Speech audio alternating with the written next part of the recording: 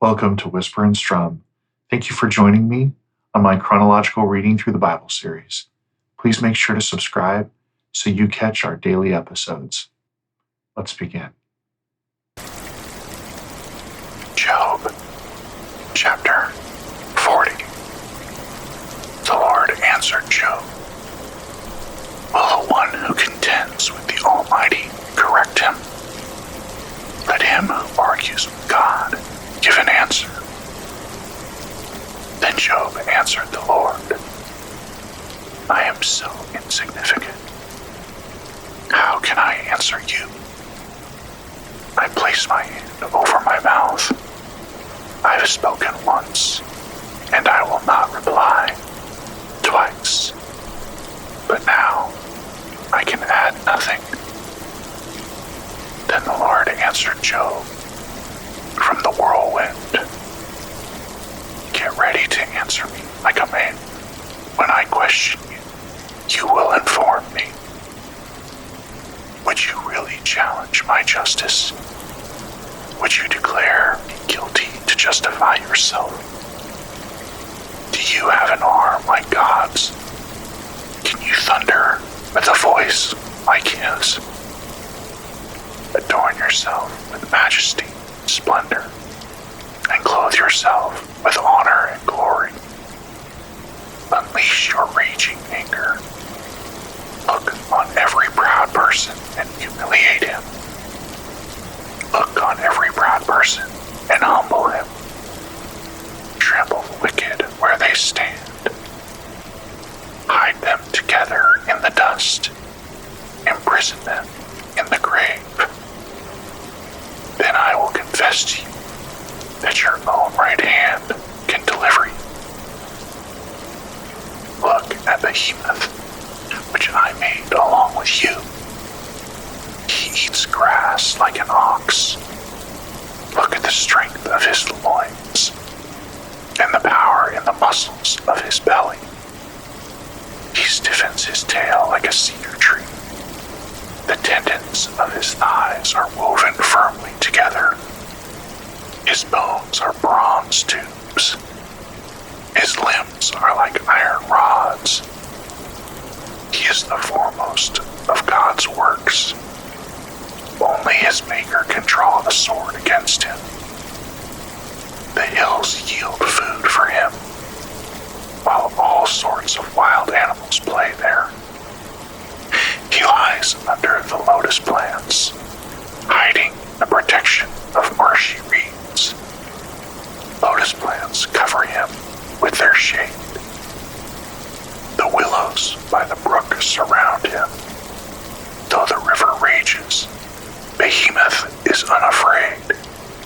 He remains confident, even if the Jordan surges up to his mouth. Can anyone capture him while he looks on, or pierce his nose with snares? Job, chapter 41. Can you pull in Leviathan with a hook, or tie his tongue down with a rope? Can you put a cord through his nose, or pierce his jaw with a hook? Will he beg you for mercy, or speak softly to you? Will he make a covenant with you, so that you can take him as a slave forever? Can you play with him like a bird, or put him on a leash for your curls? Will traders bargain for him, or divide him among the merchants? Can you fill his hide with harpoons, or his head with fishing spears? Lay a hand on him. You will remember the battle and never repeat it. Any hope of capturing him proves false. Does a person not collapse at the very sight of him? No one is ferocious enough to rouse Leviathan. Who then can stand against me? Who confronts me that I should repay him? Everything under heaven belongs to me. I cannot be silent his limbs, his power, and his graceful proportions? Who can strip off his outer covering? Who can penetrate his double layer of armor? Who can open his jaws, surrounded by those terrifying teeth? His pride is in his rows of scales, closely sealed together. One scale is so close to another that no air can pass between them. They are joined to one another, so closely connected, they cannot be separated. His snorting flashes with light, while his eyes are like the rays of dawn. Flaming torches shoot from his mouth. Fiery sparks fly out. Smoke billows from his nostrils, as from a boiling pot or burning reeds. His breath sets coals ablaze, and flames pour out of his mouth. Strength resides in his neck, and dismay dances before him. The folds of his flesh are joined together, solid as metal and immovable. His heart is as hard as a rock, as hard as a lower millstone. When Leviathan rises, the mighty are terrified. They withdraw because of his thrashing. The sword that reaches him will have no effect, nor will a spear, dart, or arrow. He regards iron as strong, and bronze as rotten wood. No arrow can make him flee. Sling stones become like stubble to him. A club is regarded as stubble, and he laughs at the whirring of a javelin. His undersides are jagged, pot shards, spreading the mud like a threshing sledge. He makes the depths seethe like a cauldron. He makes the sea like an anointment jar. He leaves a shining wake behind him. One would think the deep had white hair. He has no equal on earth, a creature devoid of fear. He surveys everything that is haughty. He is king over all the proud beasts. Job, chapter 42. Then Job replied to the Lord, I know that you can do anything, and no plan of yours can be thwarted. You asked, who is this who conceals my counsel with ignorance? Surely I spoke about things I did not understand, things too wonderful for me to know. You said, listen now, and I will speak.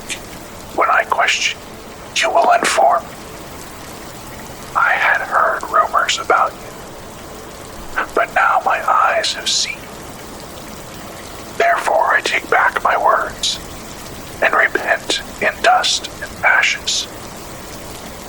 After the Lord had finished speaking to Job, he said to Eliphaz the Temanite, I am angry with you and your two friends, for you have not spoken the truth about me, as my servant Job has.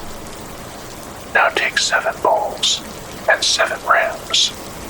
Go to my servant Job and offer a burnt offering for yourselves. Then my servant Job will pray for you. I will surely accept his prayer and not deal with you as your folly deserves. For you have not spoken the truth about me, as my servant Job has. Then Eliphaz the Temanite, Bildad the Shuhite, and Zophar the Naamathite went and did as the Lord had told them, and the Lord accepted Job's prayer. After Job had prayed for his friends, the Lord restored possessions. All his brothers, sisters, and former acquaintances came to his house and dined with him in his house. They offered him sympathy and comfort concerning all the adversity the Lord had brought on him. Each one gave him a casita and a gold earring. So the Lord blessed the latter part of Job's life more than the earlier. He owned 14,000 sheep, 6,000 camels, 1,000 yoke of oxen, and 1,000 female donkeys. He also had 7 sons and 3 daughters. He named his first daughter Jemima, his second Keziah, and his third Karen-Happuch. No women as beautiful as Job's daughters could be found in all the land, and their father granted them an inheritance with their brothers. Job lived 140 years after this, and saw his children and their children to the 4th generation. Then Job died